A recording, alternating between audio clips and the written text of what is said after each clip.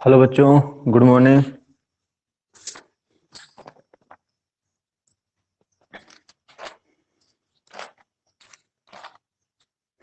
देखिए, हम लोगों ने जो है परिरक्षण प्रभाव तक पढ़ लिया था, ठीक है ना।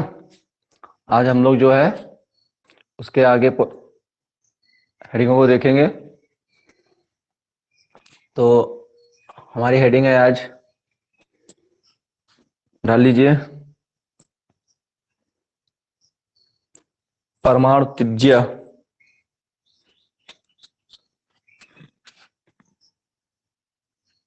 हमारी हेडिंग क्या है?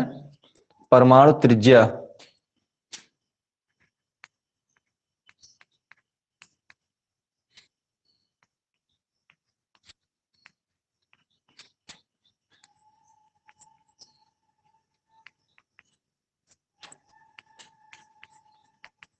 एटॉमिक रेडियस, परमाणु त्रिज्या।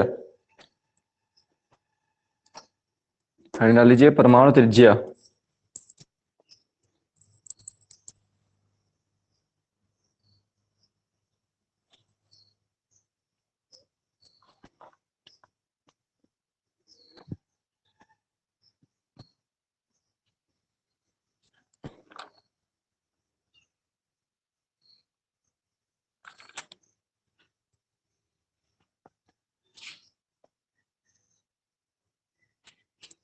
हो गया? पढ़ गया हेडिंग? ध्यान समझिए इसको बेटा। देखिए, आपने परमाणु त्रिज्या, तो परमाणु तो आपने पढ़ लिया कि परमाणु होता कैसा है। न्यूक्लियस, ऊर्जा स्तर इसके बाहर होते हैं,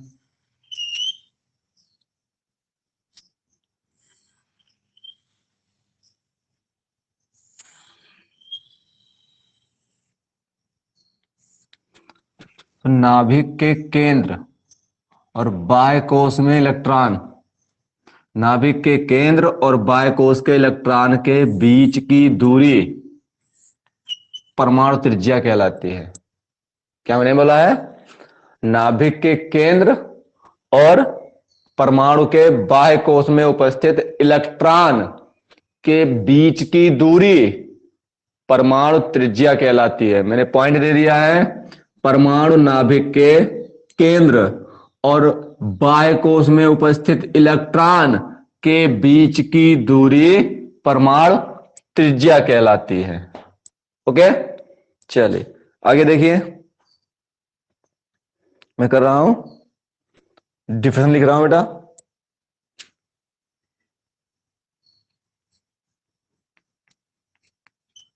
किसी परमाणु के किसी परमाणु के नाभिक के केंद्र,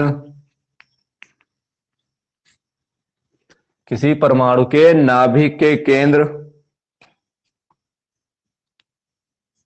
तथा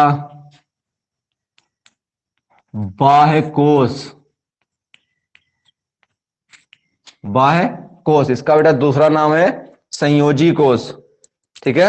बाह्य कोश या संयोजी कोश अगर आप लिखना चाहें तो बाह्य कोश का नाम होता है संयोजी कोश।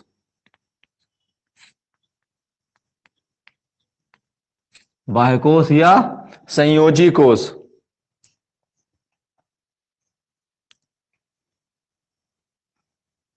में उपस्थित इलेक्ट्रॉनों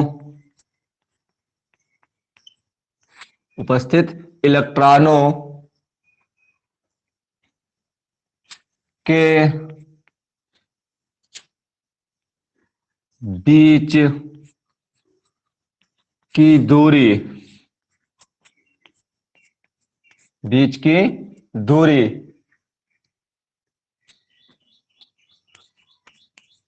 को परमाणु त्रिज्या कहते हैं।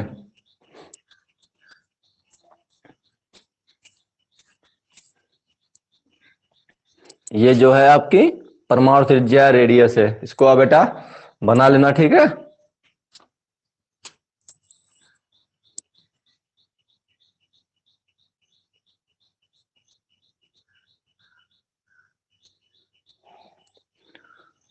लिख गया? चलिए अब ध्यान से मेरी बात सुनिए। आपने बेटा एटॉमिक स्ट्रक्चर, जब परमाणु संरचना आप लेसन पढ़ रहे थे, उसमें आपने देखा था कि जो इलेक्ट्रॉन है वो दो गुण प्रदर्शित करता है। तो इलेक्ट्रॉन कण की भांति भी व्यवहार करता है और एक तरंग की भांति व्यवहार करता है। तो अगर इलेक्ट्रॉन तरंग की भांति व्यवहार करेगा तो वो इलेक्ट्रॉन इस प्रकार से चलेगा। तो आप जानते हो कि इलेक्ट्रॉन, देखो इस स्थिति में इलेक्ट्रॉन पास हो गया, नाभिक के पास हो गया, और इस वाली स्थिति में इलेक्ट्रॉन नाभिक से दूर हो गया। देखो इस स्थिति में इलेक्ट्रॉन नाभिक के पास है, और ये जहां इलेक्ट्रॉन जब नीचे जा रहा है तो इलेक्ट्रॉन जो है नाभिक से दूर हो रहा है। तो अगर इस स्थिति की बात करें तो हम लोग ये परिभाषा को सही नहीं मान सकते हैं, ये हमारी सुटेबल परिभाषा नहीं हुई जाके। यानी कि कह सकते हैं इस बेस पर हम जो है नाभिक और इलेक्ट्रॉन के जो बीच की दूरी को हम त्रिज्या नहीं मान सकते, क्योंकि इलेक्ट्रॉन पार्टिकल्स और तरंग दोनों की भांति व्यवहार करता है। तो अगर इलेक्ट्रॉन तरंग की भांति, जैसे कि आपने पढ़ भी चुके हैं, आप सिद्ध भी हो चुका है, डी ब्रॉगली के अनुसार आपने पढ़ा भी था कि हाइजेनबर्ग की अनिश्चितता का सिद्धांत भी पढ़ा था, जिसमें स्पष्ट हो चुका है कि इलेक्ट्रॉन तरंग की भांति व्यवहार करता है, इलेक्ट्रॉन तरंग की भांति गति करता है परमाणु के अंदर, ठीक है ना। जो उपकोष होते हैं, कोष में जो उपकोष होते हैं, उपकोष में जो कक्षक होते हैं, कक्षक के अंदर इलेक्ट्रॉन एक तरंग की तरह गति करता है और बहुत ही स्पीड में घूमता है, हाइजेनबर्ग की अनिश्चितता के सिद्धांत के अनुसार, पढ़ा भी था आप लोगों ने। तो अगर इलेक्ट्रॉन तरंग की तरह गति कर रहा है तो देखिए कभी वो इलेक्ट्रॉन नाभिक के पास पहुंच जाता है, कभी वो इलेक्ट्रॉन नाभिक से दूर हो जाता है। इस स्थिति में हम इलेक्ट्रॉन की और नाभिक के बीच की दूरी को हम त्रिज्या नहीं मान सकते। तो यह कह सकते हैं इस प्रकार जो है नाभिक और इलेक्ट्रॉन के बीच की दूरी, जो हमारी त्रिज्या हम लोग कह रहे हैं, वो ज्ञात नहीं हो सकती है। तो इसके लिए जो बेटा है हम लोगों ने इसको त्रिज्याओं में बांटा है, कई अलग अलग त्रिज्याओं में बांटा है, जैसे कि धात्विक त्रिज्या, वान डेर वाल्स त्रिज्या, आयनिक त्रिज्या, ठीक है, और सहसंयोजी त्रिज्या।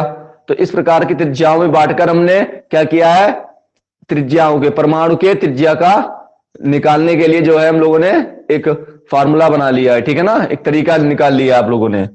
चलिए देखिए, तो हमारे पास में आगे देखिए, उस चित्र के नीचे रखना या उस चित्र को बना लेना। परमाणु त्रिज्या की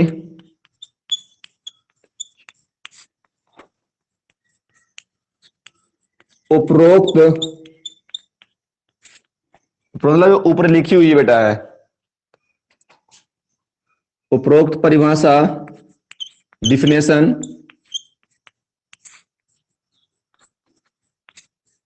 सत्य नहीं है।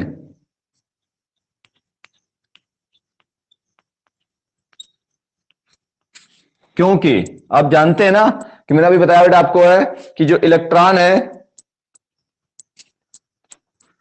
क्योंकि जब इलेक्ट्रॉन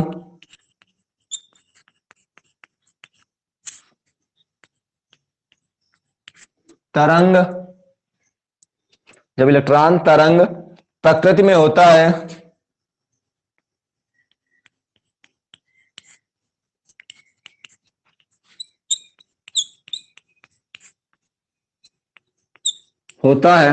जब इलेक्ट्रॉन तरंग प्रकृति में होता है तो वह कभी कभी, देखिए, तो वह कभी कभी इलेक्ट्रॉन नाभिक के पास आ जाता है और कभी कभी इलेक्ट्रॉन नाभिक से दूर चला जाता है। पास और कभी कभी दूर। ये देखिए, पहले पास आया, फिर दूर हो गया, फिर पास आया, फिर दूर चला गया। अगर तरंग की माने, इलेक्ट्रॉन तरंग की तरह गति कर रहे हैं, तो इलेक्ट्रॉन आपने सिद्ध भी कर लिया है, कभी कभी दूर, तो वह कभी कभी नाभिक के पास और कभी कभी नाभिक से दूर चला जाता है।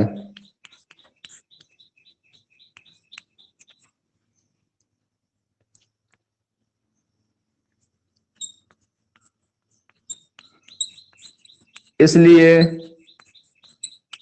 इसे इसलिए इसे निम्न रूपों में रूपों में इसलिए इसे निम्न रूपों में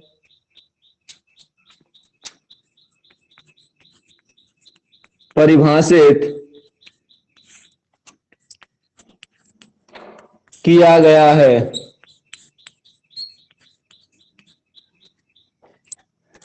इसलिए इसे निम्न रूपों में परिभाषित किया गया है।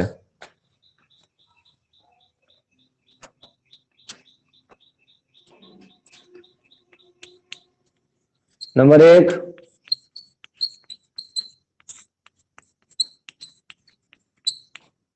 धात्विक त्रिज्या,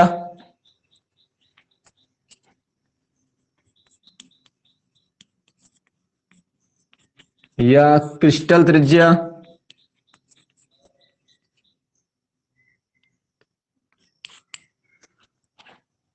सेकंड है से संयोजी त्रिज्या।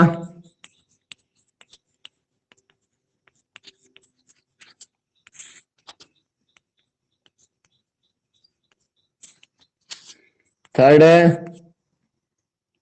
वांडरवाल्स त्रिज्या।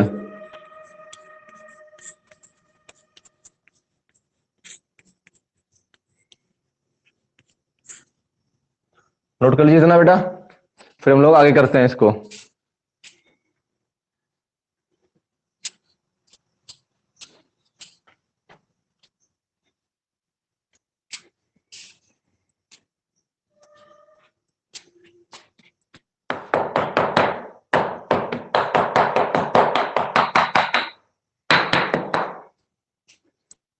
वीडियो अच्छे से चल रहा है और मेरी आवाज अच्छे से आ रही है, तो आप बेटा कमेंट करके बताइए,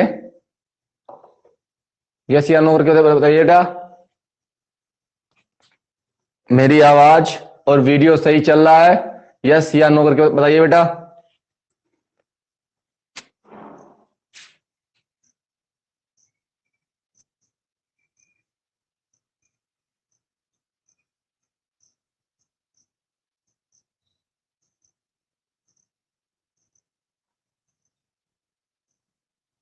गुड। अच्छा बेटा, अगर कुछ भी प्रॉब्लम हो बेटा तुरंत कमेंट करके बता देना बेटा, ठीक है? नोट हो गया ना? चलिए, अगर नोट ना हुआ करे बेटा आप स्क्रीनशॉट ले लिया करें, ठीक है ना, बाद में नोट कर लिया करें।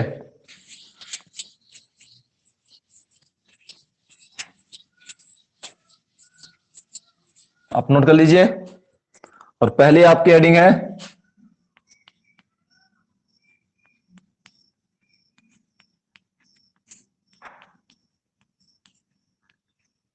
धात्विक त्रिज्या, मेटेलिक रेडियस। आप ये नोट करके हेडिंग डालिए।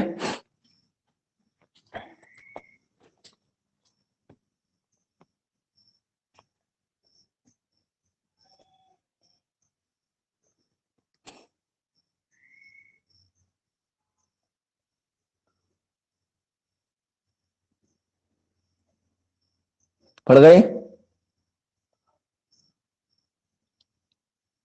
हेडिंग पढ़ गई ना?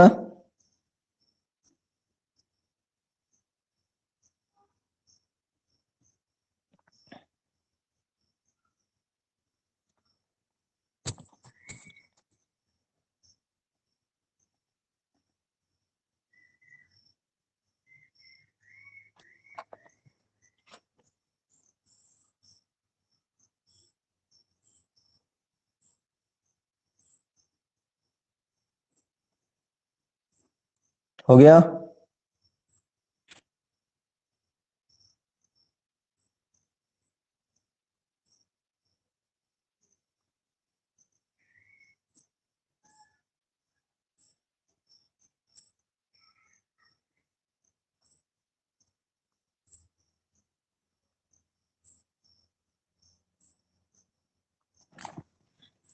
हो गया, चल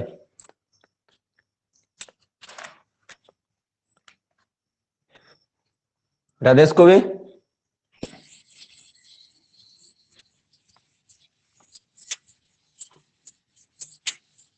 देखिए धातु की त्रिज्या, ऐसे जो बेटा होते हैं परमाणु, आप जानते हैं ये, ठीक है। तो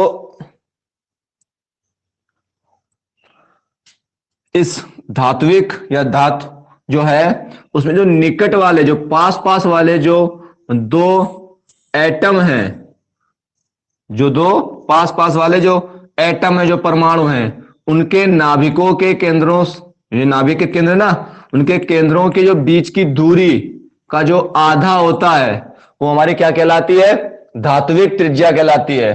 दो परमाणुओं के नाभिकों के बीच की दूरी का आधा धात्विक त्रिज्या कहलाती है। चलिए मैं परिभाषा लिखता हूं बेटा आपको, देखिए।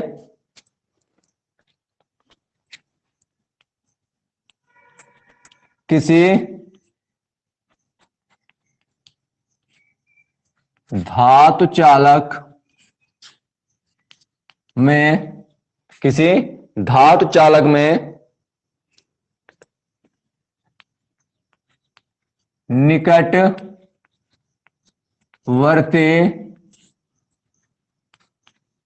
दो, निकटवर्ती दो दो परमाणुओं, निकटवर्ती दो परमाणुओं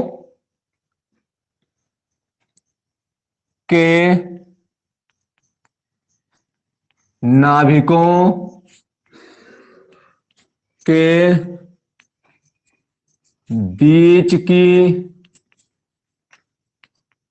दूरी, नाभिकों के बीच की दूरी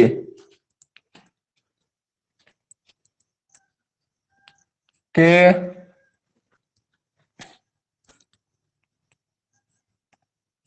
आधे भाग को, बीच की दूरी के आधे भाग को उस धातु की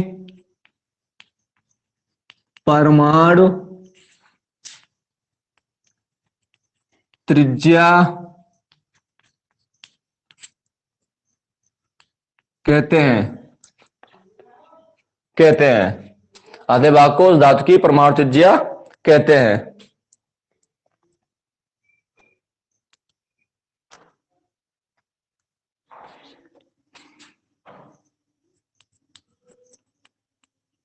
एग्जाम्पल ले रहे हैं बेटा, देखिए। सोडियम धातु के, सोडियम धातु के, सोडियम धातु के जालक में दो निकटवर्ती, सोडियम धातु के जालक में दो निकटवर्ती,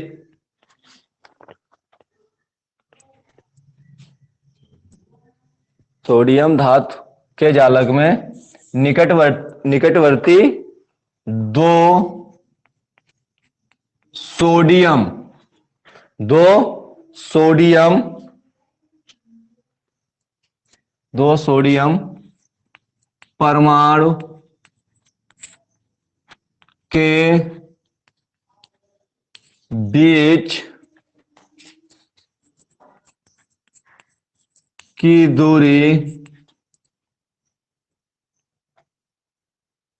3.80 एंगस्ट्रॉम है। एंगस्ट्रॉम है।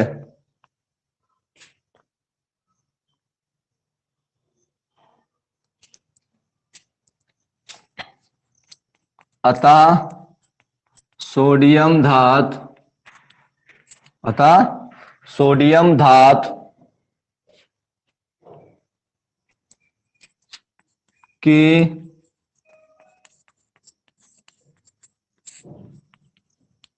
धात्विक त्रिज्या या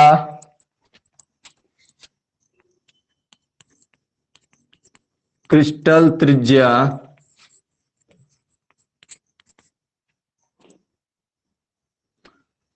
3.80/2 कितना हो जाएगा? 1.90 एंगस्ट्रॉम, एंगस्ट्रॉम है। ठीक है, बीच की दूरी का आधा। नोट कर लीजिए।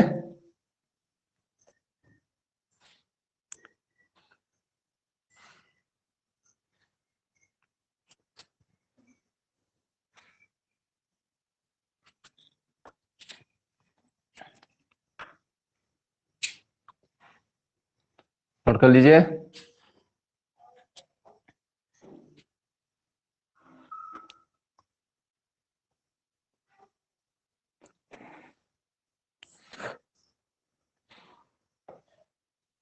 नोट हो गया?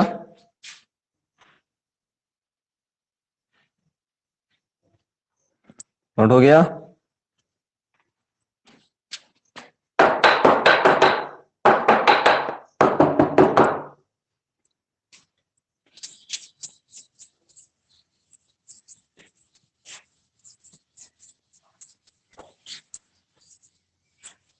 नेक्स्ट है हमारी से संयोजी त्रिज्या।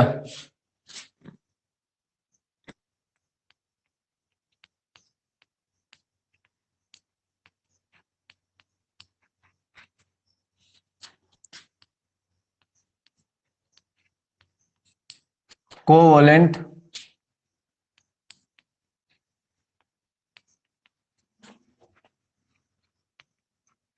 रेडियस, कोवलेंट रेडियस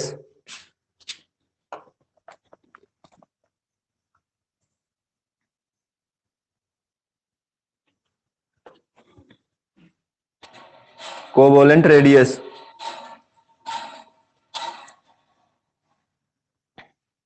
हो गया? ठीक है ना? देखिए कोवलेंट मतलब से संयोजी त्रिज्या। अब से संयोजी त्रिज्या मतलब बेटा होता है कि आप कुछ ऐसे, आपने देखा होगा H2Cl2, ठीक है ना, Br2, देखा है ना? तो ये H और H ऐसे जुड़ा होता है। अब ये कैसे जुड़ता है ये मैं आपको आगे के चैप्टर में बताऊंगा, रासायनिक बंध चैप्टर में। ठीक है, तो ये जो हाइड्रोजन है ये एक हाइड्रोजन परमाणु है, तो इसका हाइड्रोजन परमाणु एक ही कोश होता है ना, ऐसे ही इस वाले हाइड्रोजन का एक परमाणु हो गया। अब ये दोनों आपस में जुड़ जाते हैं, ये बॉन्ड लगा ना, ऐसे जुड़ जाते हैं,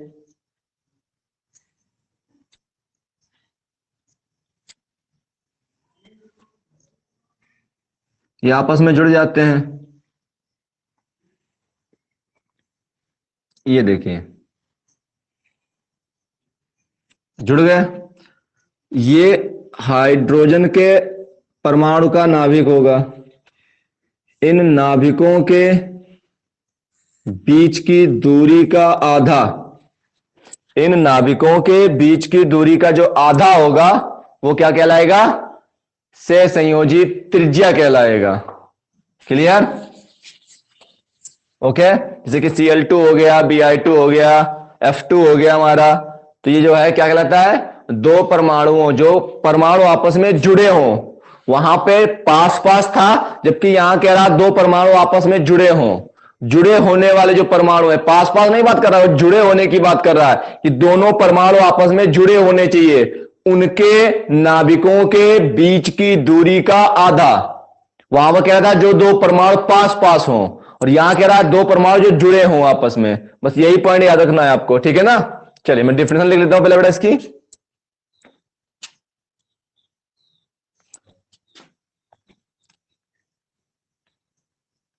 किसी सहसंयोजी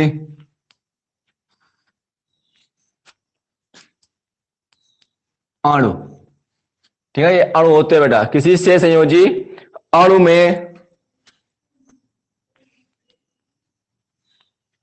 दो समान दो समान किसी सहसंयोजी अणु में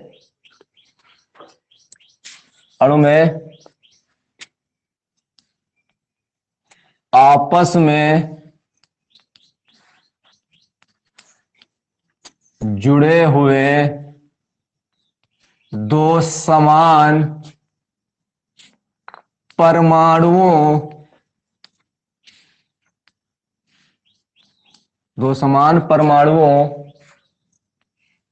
के नाभिकों दो समान परमाणुओं के नाभिकों के बीच की दूरी का आधा, किसी से संयोजी अणु में आपस में जुड़े हुए दो समान परमाणुओं के नाभिकों के बीच की दूरी का आधा से संयोजी कोवलेंट रेडियस त्रिज्या कहलाती है।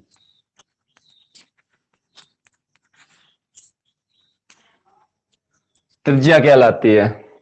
उसके बेटा ये बना दीजिए आप, फिर मैं एग्जांपल दिखाता हूं आपको। आप ये मत दिखाना कि यहां पर आप हाइड्रोजन ले रहे हो या आप क्लोरीन ले रहे हो, ब्रोमीन, मतलब आप ऐसे बना दीजिए एक ऐसा बस, ठीक है ना, बड़ा बनाना, और ये आप कलर्ड भी कर देना तो बड़ा अच्छा लगेगा, ठीक है ना। फिर मैं आपको एग्जांपल लिख के दिखाता हूं।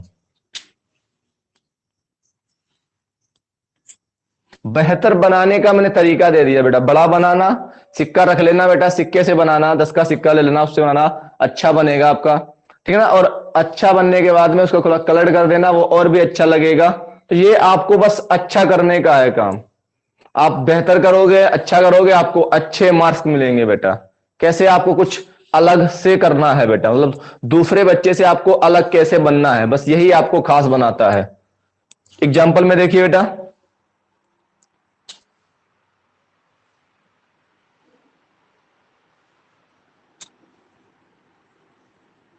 Cl2 अणु में Cl2 अणु में दोनों क्लोरीन परमाणुओं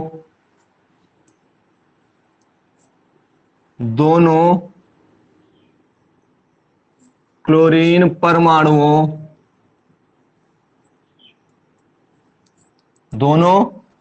परमाणुओं के नाभिकों के बीच की दूरी 1.98 एंगस्ट्रॉम है, ठीक है।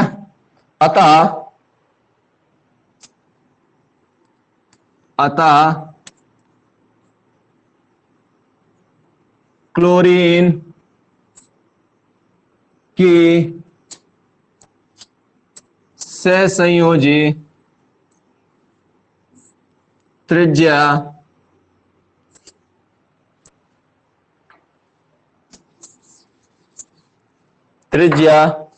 मैंने क्या बोला था, 1.98 का आधा, 0.998, दुनमा 18 एंगस्ट्रॉम है। नोट कर लीजिए बेटा।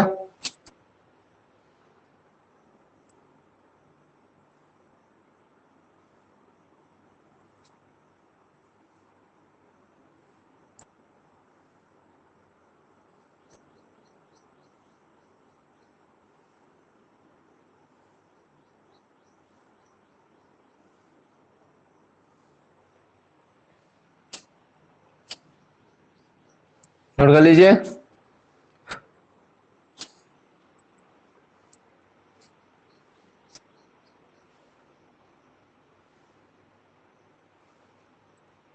हो गया, बता दें।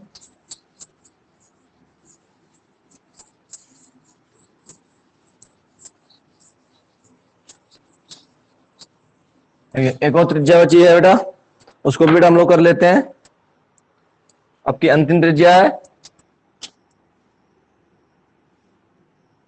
थर्ड है वांडर वाल्स त्रिज्या। ठीक है, वांडर वाल्स त्रिज्या। अब इसको हेडिंग में डाल लीजिए, वांडर वाल्स त्रिज्या।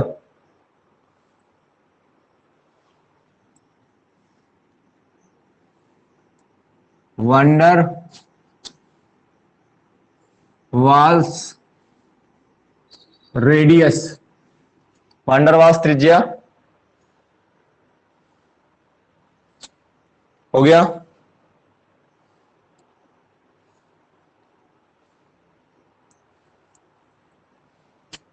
हो गया। इसकी चर्चा बेटा हम लोग नेक्स्ट वीडियो में करेंगे, ठीक है। धन्यवाद।